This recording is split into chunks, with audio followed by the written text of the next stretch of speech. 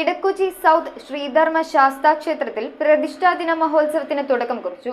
മഹോത്സവ ചടങ്ങുകൾക്ക് തന്ത്രി മുഖ്യൻ ത്രിപുരേന്ദ്രൻ തിരുമേനി, ക്ഷേത്ര മേൽശാന്തി ലിത്തു വിജയൻ എന്നിവർ മുഖ്യ കാർമ്മികത്വം വഹിച്ചു. 3 ദിവസം നീണ്ടു നിൽക്കുന്ന മഹോത്സവം ജനുവരി 30-ന് സമാപിക്കും. ജനുവരി 28-ന് സജീവൻ തടിയം കടവിന്റെ വസതിയിൽ നിന്നും പുറപ്പെട്ട താലം വരവോടെയാണ് പ്രതിഷ്ഠാദിന മഹോത്സവത്തിന് തുടക്കം കുറിച്ചത്.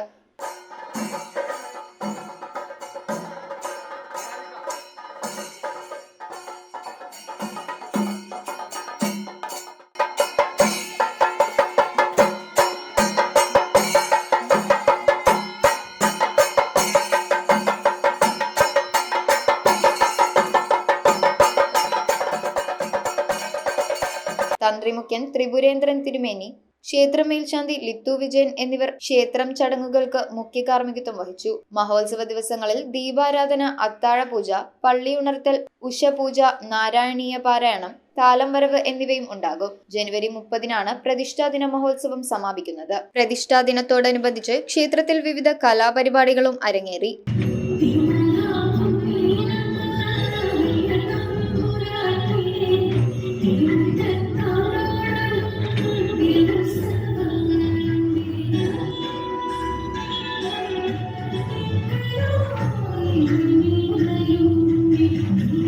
News bureau, Kochi.